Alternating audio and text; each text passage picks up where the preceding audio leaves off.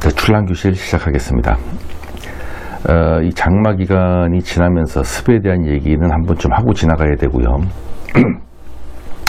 제가 오래전에 난역시비익, 난역시비익이라고 한번 말씀을 드린 적이 있어요.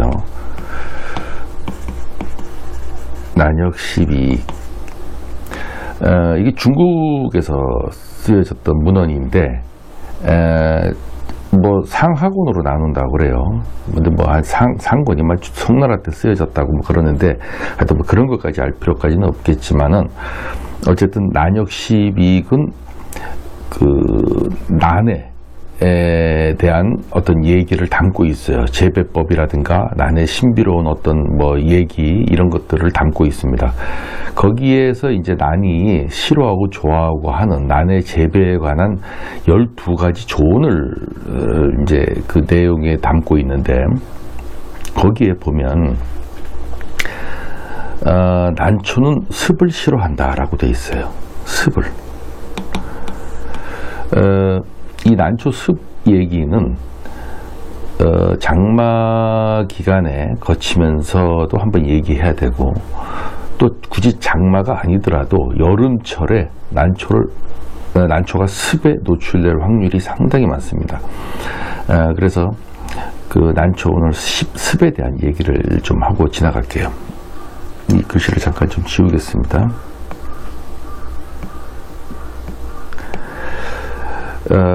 난초는 저는 개인적으로 난초를 키우면서 이 습은 만병의 근원이라고 좀 보고 있습니다.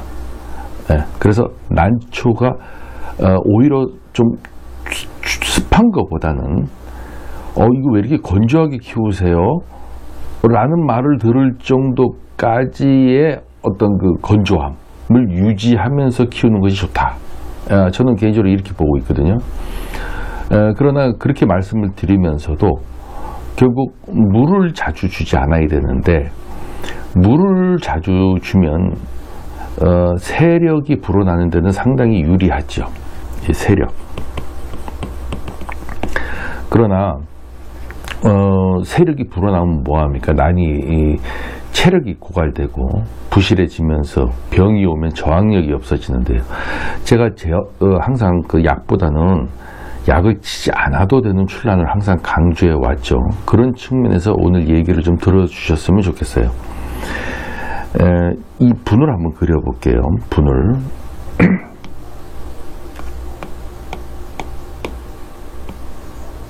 난 분을 이렇게 그리면요. 제가 물을 주는 시점을 이 화장토가 마르는 시점, 이 덮개, 화장토 맨 위에 있는 이 흙이 말라서 습이 보이지 않는 상태에서 물을 주라고 돼 있어요. 이게 최소한의 기준을 말씀드린 거예요. 그러나 이 분을 쏟아보면 여기는 말라 있어도 이 안에 이 밑을 흙을 이렇게 쏟아보면 여기는 습하게 젖어 있는 것을 볼 수 있어요. 그죠? 그럼 분이 안 말랐다는 거예요. 원래는 이것까지 싹 다 말라야 돼요. 이것까지 싹 다 말라야 되는데, 그렇게까지 하면은 너무 건조한 상태를 유지할까봐 그나마 최소 기준이 화장토만이라도 마른 다음 줘라라고 말씀을 드린 거예요. 자, 왜 그러냐면요. 난을 키우시면서 저뿐만 아니라 여러분들 공통적으로 느끼는 현상들을 한번 보자고요. 장마 때나 또는 여름철에 물을 많이 주지 않습니까? 겨울보다는 여름철에 물을 자주 줘요. 빨리 마르니까. 자, 빨리 마른다는 것은 화장토가 마른 거겠죠? 이건 안 말라요. 안 마른 상태에서 화장토가 말라서 물을 또 주죠. 그리고 물 주시죠. 계속 주면 출란이 이렇게 자라는데, 이 신화 하나가 이렇게 나오다가 까맣게 썩는 거 여러분 경험 많이 하시죠? 쑥 뽑히잖아요. 물러가지고. 자, 그것도 일종의 병인데, 이 원인이 습에서 나오는 거거든요. 분이 습하다는 거예요. 자, 그럼 분이 습하다는 것의 원인이 이제 몇 가지가 있어요. 이런 현상이 나타났으면 이 분은 습한 분이에요. 그렇게 알고 계시면 되는 거예요, 그냥. 이런 경우도 또 있죠. 여기 벌브가 이렇게 있어요. 벌브가 있는데 이 밑둥에서 나오는 그 신화 알고 계시죠? 이 밑둥에서 이게 대체적으로 많이 썩어요. 많이 썩으니까 애초에 잘라버리라고 하지 않아요. 그렇게 유튜브에서 다른 분들도 많이 그렇게 얘기하잖아요. 저도 그렇게 얘기했고. 이게 왜 썩을까요? 밑둥에서 나오는 거는.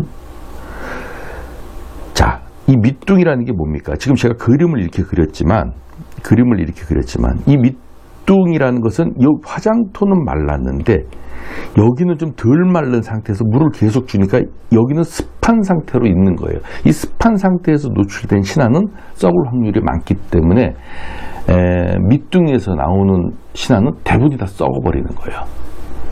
또 썩기도 하고 또 정상적으로 자라지도 못하죠. 모양 자체가. 그러나 모양을 떠나서 이미 다 크기 전에 벌브 썩은 병 이런 것들이 와서 물러져가지고 쑥 뽑히는 현상들이 많이 발생을 합니다.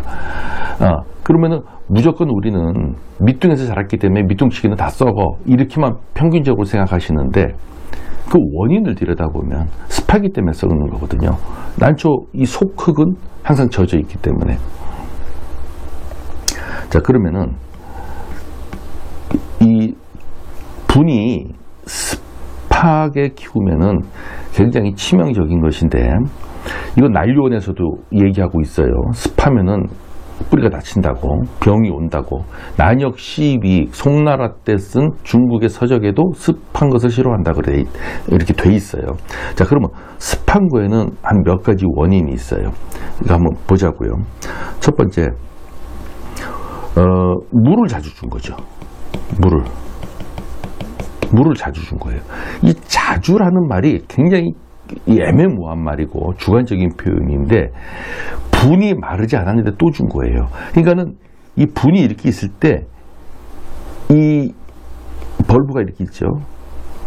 그 벌브에 이렇게 흙이 어느 정도 담겨져 있지 않습니까? 근데 앞에 흙만 살짝 마르고 이 벌브는 계속 젖은 흙에 노출돼 있을 때 물을 또 주고 하니까 여기는 마를 틈이 없는 거예요.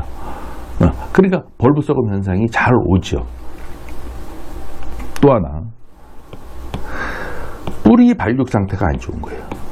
뿌리가 물을 자주 주더라도 이 뿌리가 분에 꽉 차 있고 왕성하면은 이게 빨리빨리 말라요.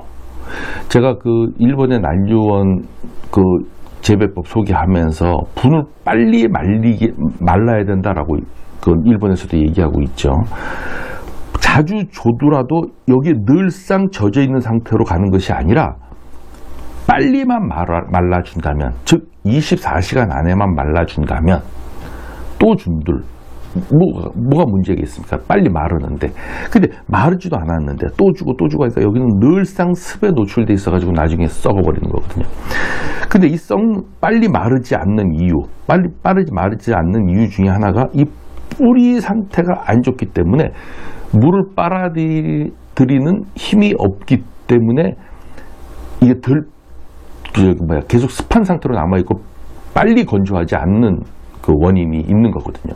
그래서 대에 보면 난데기가 이렇게 있으면 난이 이렇게 있지 않습니까?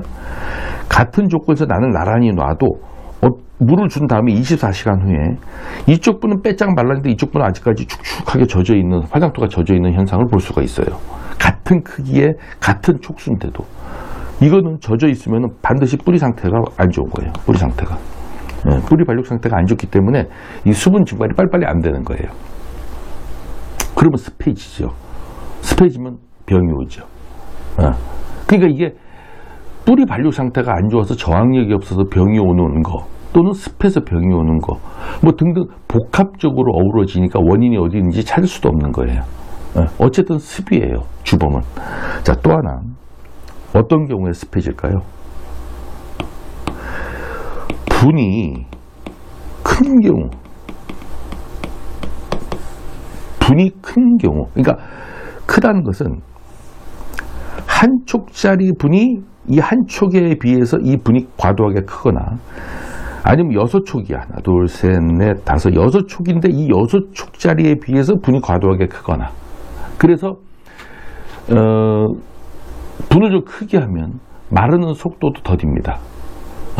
그래서 어떤 분은 난다이에 이렇게 쭉 보면 어떤 분은 좀 큰 분이 있어. 그래서 덜 말랐어. 근데 어떤 분은 좀 적어 분이 그 난 촉수에 비해서 빨리 말랐어. 근데 물을 같이 줘야 되잖아요. 그러니까 이 큰 분에 있는 것은 늘상 습한 상태로 갈 수밖에 없죠. 그러니까 병이 많이 와요. 제 말이 뭐 사실인지 아닌지 여러분들이 난 분을 유심히 관찰해 보면 이게 정확한 진단일 거예요, 아마. 자, 그러면 이 세 가지 요인, 물을 자주 주거나 뿌리가 부실하거나 분이 과도하게 큰 경우, 이 경우에 이제 그 습이 오는 거예요. 분속이 습이 오면 신화가 쑥 뽑히는 현상, 또는 벌브 썩음 현상, 뿌리 썩음 현상, 그 외에 각가지 세균이 달라붙죠.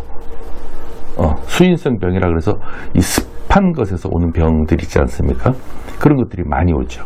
자, 그러면 제가 말한 것처럼 신화가 하나 받아서 기분 좋아했는데 단엽인데 쑥 뽑혔어. 속상하잖아요. 그럼 좀 과도하다 싶을 정도로 건조하게 가야 돼요. 이거는 자기가 습하게 키운다는 반증일 수도 있어요, 여러분들. 거기에 대한 예시를 하나 제가 사진을 찍었는데 보여드리겠습니다. 자, 이 분인데요. 자, 못 느끼셨어요? 보시면 딱 느끼겠죠? 같은 분이에요. 그리고 촉수도 한쪽, 두 쪽, 세 쪽, 네 쪽 정도가 돼요. 그러나 보세요. 이 뿌리가 이 위로 이렇게 튀어나왔다는 건 뭘 뜻할까요? 이거 이렇게 튀어나왔다는 것은 뿌리가 꽉 찼다는 거, 왕성하다는 거예요. 왕성하니까 이게 막 이 화장터 위로 뚫고 올라오는 거, 여기가 좀 비좁다고 느끼니까. 그런데 재미난 것은 이쪽 뿌리 상태 보세요. 이쪽이 이제 여기 퇴촉이 보이시죠? 퇴촉. 그러니까 이쪽이 원래 퇴촉인데 이쪽으로 신화가 나와야 되는데 이게 이쪽 부분으로 나온 거예요, 사실은. 전진촉으로 이쪽으로 나와서 모양이 아주 좋았을 텐데, 어쨌든 이 퇴촉이 있는 걸로 봤을 때 이쪽이 구촉이에요. 뿌리 상태가 안 좋겠죠. 이쪽에서 하나, 둘, 셋, 이 새로 받은 촉들의 뿌리는 이쪽으로 자란 거예요. 이거 분을 안 털어봐도 뻔해요. 왜 그러냐? 분을 기준으로 반쪽만 이끼가 끼잖아요. 이쪽 안 끼잖아요. 그런데 여기도 지금 뿌리가 보이는데요. 안 끼는 것을 굳이 분을 털어보지 않더라도 이 밖을 삐지고 나올 정도로 뿌리가 활동이 왕성하면은 여기 이끼가 낄 틈이 없이 화장토가 말라 있어요. 금방 마르죠. 뿌리가 빨아먹으니까. 여기는 빨아먹을 뿌리가 이쪽으로 잘 안 뻗은 거예요. 안 뻗으니까 같은 분인데도 이쪽은 마른데 이쪽은 안 말라요. 이 젖어 있잖아요.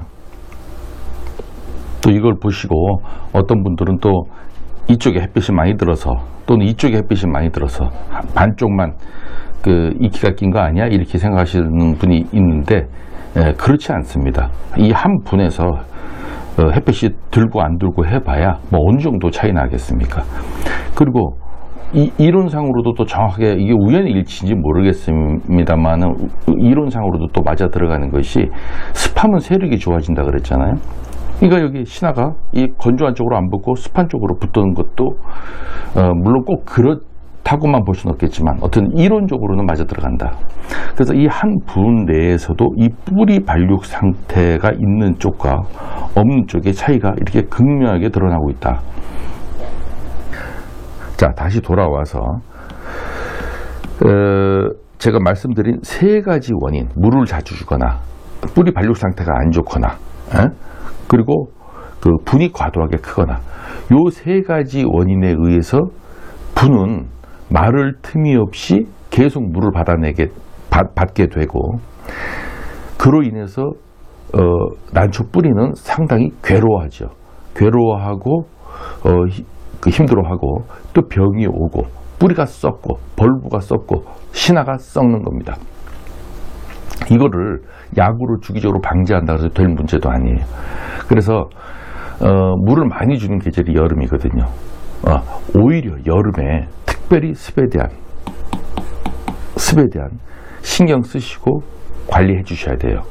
안 그러면은 애써서 어렵게 세력을 키워서 받은 신화가 쑥 뽑혀서 썩어버리는 현상으로 실망할 수가 있다. 이것은 난역 12, 총나라 때 쓴 난역 12익에도 출란은 반드시 건조한 것을 좋아하고 습은 싫어한다 라고 쓰여져 있기 때문에 우리가 이 습에 대한 문제, 너무 과습하게 욕심부려서 세력을 키우려고 과도하게 욕심부리지 말 것을 출란교실에서는 권하고, 여러분들이 잘 아시다시피 이 출란 뿌리는 이 안에 철사 같은 것이 뿌리고 여긴 스펀지처럼 물을 머금고 있는 층이기 때문에 분이 빼짝 마른다 그래서 죽지 않는다. 이 물을 그래서 저장하는 것이다.